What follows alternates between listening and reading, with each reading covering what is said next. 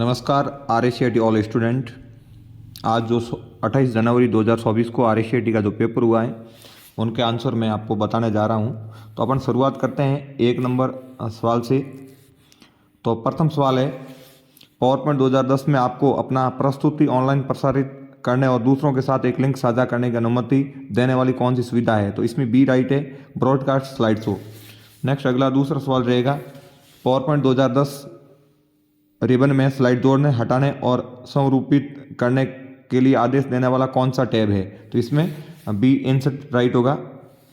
अगला तीसरा सवाल है, प्रेजेंट टेंसेस के स्लाइड शो को शुरू करने के लिए, तो प्रेजेंट टेंसेस को शुरू करने के लिए F5 कुंजी भी दबाते हैं और स्लाइड शो मेन्यू से व्यू शो विकल्प का चयन भी करते हैं। तो इसमें डी राइट होगा। और अगला 4 नंबर सवाल है, एक सर्च इंजन द्वारा सूचनाओं को खोजने के लिए किसका उपयोग किया जाता है? तो इसमें डी राइट है ये सभी। अगला 5 नंबर सवाल का आंसर रहेगा बूटिंग, क्योंकि सवाल पूछा गया कंप्यूटर को ऑन करने की प्रक्रिया क्या कहलाती है? तो कंप्यूटर को अपन ऑन करते हैं उसको बूटिंग कहा जाता है। अगला 7 नंबर सवाल है, निम्नलिखित में से कौन सा एक इनपुट डिवाइस का उदाहरण है? तो इसके अंदर एक इनपुट डिवाइस का उदाहरण है। अगला नेक्स्ट 7 नंबर सवाल है, OTP का उपयोग सुरक्षित ऑनलाइन लेन देन के लिए अतिरिक्त सुरक्षा सुविधाओं में से एक के रूप में किया जाता है। तो OTP का पूरा नाम है वन टाइम पासवर्ड। तो इसमें सी राइट होगा। अगला नेक्स्ट 8 नंबर सवाल है, MS वर्ड 2010 में कंट्रोल X और कंट्रोल C दबाने में क्या अंतर है? तो इसमें बी राइट होगा। टेक्स्ट को कट करने के लिए कंट्रोल X का उपयोग किया जाता है और टेक्स्ट को कॉपी करने के लिए कंट्रोल C का उपयोग किया जाता है। अगला 9 नंबर सवाल है, कथन से संबंधित पूछा गया है। तो सवाल में पूछा है, पहला कथन है, शिफ्ट प्लस डिलीट कीबोर्ड कुंजियां का उपयोग करने से फाइल या फोल्डर स्थायी रूप से हट जाता है और ये रिसाइकल बिन में उपलब्ध नहीं होता है। दूसरा कथन पूछा गया है, विंडो 10 में प्रत्येक उपयोगकर्ता के लिए अलग अलग उपयोगकर्ता खाते अद्वितीय सेटिंग और वरीयताओं की अनुमति देते हैं, जैसे डेस्कटॉप, पृष्ठभूमि, स्क्रीन सेवर वगैरह। तो इसमें पहला कथन तो सही है, परंतु दूसरा कथन भी सही रहेगा। तो इसमें डी राइट है। अगला 10 नंबर सवाल है, राजस्थान सरकार द्वारा प्रदान एक शिकायत निवारण सेवा है। तो ए राइट है, राजस्थान संपर्क। अगला नेक्स्ट 11 नंबर सवाल है कि इनमें से कौन सा SSO, जिसका पूरा नाम है सिंगल साइन ऑन, का वैध उद्देश्य नहीं है? तो डी राइट होगा। विभिन्न कंप्यूटर सिस्टम में मेलवेयर फैलाने के लिए हमेशा SSID का उपयोग नहीं किया जाता है। तो डी रहेगा। अगला यूट्यूब का सवाल है, यूट्यूब क्या है? तो ए राइट होगा।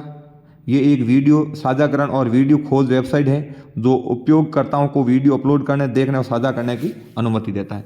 नेक्स्ट 13 नंबर सवाल है, माइक्रोसॉफ्ट एक्सेल में निम्नलिखित में से कौन सी एक विशेषता है जिसका उपयोग स्प्रेडशीट में डेटा पर गणना करने के लिए किया जाता है? तो फॉर्मूला लागू किया जाता है। सी राइट होगा। अगला 14 नंबर सवाल है, एक फाइल को CD DVD में कॉपी करने की प्रक्रिया को अक्सर कहा जाता है बर्निंग कहते हैं। बी राइट होगा। अगला नेक्स्ट 15 नंबर सवाल है, MS वर्ड 2010 में सबसे नीचे की 37 पट्टी जिसमें प्रश्न संख्या, शब्द गणना आदि जैसे कई विकल्प होते हैं, तो ये स्टेटस बार होती हैं जो सबसे नीचे फाइल में दिखाई देती हैं। तो इसमें बी राइट होगा। अगला नेक्स्ट 16 नंबर सवाल है, MS एक्सेल 2010 में सारट के प्लॉट क्षेत्र में प्रदर्शित 37 रेखाओं को कहा जाता है? डी राइट होगा, ग्रिड लाइंस। अगला 17 नंबर सवाल है, MS पावरपॉइंट 2010 में एनिमेशन फ्लैग पेन का उपयोग क्या है? तो इसमें बी राइट होगा। आप स्लाइड पर लागू एनिमेशन की एक सूची देख सकते हैं। और अगला 18 नंबर सवाल है, निम्नलिखित का मिलान कीजिए। तो इसमें MS वर्ड की फाइल को दस्तावेज कहते हैं, तो ए में R होगा। और 2 नंबर MS एक्सेल की फाइल को शीट कहते हैं और 3 में MS पावरपॉइंट फाइल को स्लाइड कहते हैं। तो इसमें सी राइट होगा। अगला 19 नंबर सवाल है, हॉटस्पॉट इंटरनेट कनेक्टिविटी के लिए किस कनेक्टिविटी की आवश्यकता होती है? तो वाईफाई, ए राइट होगा। अगला 20 नंबर सवाल है, नीचे दी गई तालिका से सही मिलान विकल्प का चयन कीजिए। तो 1 में इनपुट डिवाइस में P होगा, 2 में आउटपुट डिवाइस में R होगा, 3 में स्टोर डिवाइस में Q होगा। तो इसका सी आंसर राइट है।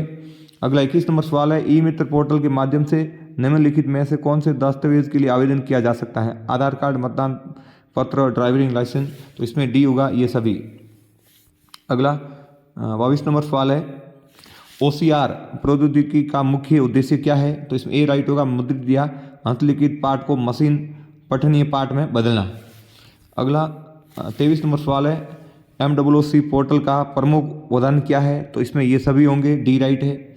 अगला 24 नंबर सवाल है निम्नलिखित में से कौन सी एक सामान्य फिशिंग तकनीकी है जिसका उपयोग विश्वसनीय एंटिटी को अनुकरण करने के लिए किया जाता है? तो इसमें ए राइट है, स्पूफिंग लिखा हुआ आता है, आंसर वो राइट होगा ए। अगला 25 नंबर सवाल है MS एक्सेल 2010 में शिफ्ट प्लस F3 शॉर्टकट कुंजी का क्या उपयोग है? तो इसमें डी राइट है, फंक्शन को सम्मिलित यानी इंसर्ट करने के लिए। अगला 26 नंबर सवाल है क्या माइक्रोसॉफ्ट एक्सेल में खोज और पुनः स्थानांतरण संवाद बॉक्स खोलने के लिए शॉर्टकट कुंजी है? तो इसमें कंट्रोल S होगा, S for home, B right है। अगला 27 नंबर है माइक्रोसॉफ्ट आउटलुक में एक नए कैलेंडर अपॉइंटमेंट बनाने के लिए कौन सी शॉर्टकट कुंजी का उपयोग किया जाता है? तो इसमें ए राइट होगा, कंट्रोल प्लस शिफ्ट प्लस ए। अगला 28 नंबर सवाल है माइक्रोसॉफ्ट पावर पॉइंट में आखिरी क्रियाओं को पुनः करने के लिए कौन सी शॉर्टकट है? तो एक अंडू और एक रेडू होती है। तो इसमें कईयों ने कंट्रोल वाई भी किया है, ये भी सवाल कंफ्यूज करने वाला है, परंतु इसमें बी राइट है, कंट्रोल जेड है, क्योंकि ए कंट्रोल वाई और कंट्रोल जेड ये अंडू और रेडू की शॉर्टकट है। तो थोड़ा सवाल समझने में कईयों ने गलती की है तो कंट्रोल वाई कर लिया होगा, बाकी इसमें सही आंसर कंट्रोल जेड है। अगला 29 नंबर सवाल है माइक्रोसॉफ्ट एक्सेल में नई वर्कशीट डालने के लिए कौन सी शॉर्टकट कुंजी है? तो इसमें सी राइट होगा, control plus shift plus N. तो इसमें वर्कबुक नहीं पूछा, वर्कशीट का पूछा है, थोड़ा सवाल भी ये एक दो कंफ्यूज करने वाले हैं। अगला 30 नंबर सवाल है माइक्रोसॉफ्ट पावर पॉइंट में चयनित स्लाइड की नकल बनाने के लिए कौन सी शॉर्टकट कुंजी है? तो इसमें कंट्रोल डी होगा। अगला 31 नंबर सवाल है माइक्रोसॉफ्ट एक्सेल में सक्रिय सेल के पूरे स्तंभ को चयन करने के लिए कौन सी शॉर्टकट कुंजी है? तो इसमें कंट्रोल प्लस स्पेस बार होगा, ए राइट है। अगला 32 नंबर सवाल है माइक्रोसॉफ्ट एक्सेल में सेव एज संवाद बॉक्स खोलने के लिए कौन सी शॉर्टकट कुंजी है? तो वैसे सेव एज की शॉर्टकट F12 होती है, परंतु इसमें F12 का ऑप्शन है नहीं, कंट्रोल S तो होगी नहीं, कंट्रोल O भी नहीं होगी, control plus Alt plus S भी नहीं, तो इसमें सी राइट है, control plus shift plus S होगा। अगला 33 नंबर सवाल है माइक्रोसॉफ्ट वर्ड 2010 दस्तावेज के लिए डिफॉल्ट फाइल एक्सटेंशंस क्या है? तो इसमें ए राइट है, .docx होगा। अगला 34 नंबर सवाल है एक्सेल 2010 में दो डेटा सेट के बीच संबंध दिखाने के लिए कौन सा चार्ट प्रकार सबसे उपयुक्त है? तो इसमें स्केटर प्लॉट होगा, स्केटर चार्ट भी कहते हैं उसको। अगला 35 नंबर सवाल है एक्सेल 2010 में एक बड़े वर्कशीट को स्क्रॉल करते समय शीर्ष पंक्ति और बाईं स्तंभ को दृश्यमान रखने के लिए आप कैसे फ्रीज पेन का उपयोग कर सकते हैं? तो इसमें ए राइट होगा, पंक्ति और स्तंभ का चयन कीजिए और फिर व्यू टैब के तहत फ्रीज पेन पे क्लिक किए। तो इनके साथ में 2-3 सवाल भी कंफ्यूज करने वाले थे, बाकी वो भी सवाल वैसे गलत नहीं है। यदि आपने वो सवाल भी अटेंड किया है तो अभी आपको यदि 1-2 सवाल कोई कंफ्यूज करने वाले हैं या पेपर में भी प्रश्न या उत्तर में कुछ कंफ्यूज करने की स्थिति है तो RKCL आपको वो सवाल अटेंड किया तो आपको बोनस भी दे दिया। अभी सभी स्टूडेंट कमेंट करके बताएं कि आपके कितने आंसर राइट हो रहे हैं 35 में से। धन्यवाद।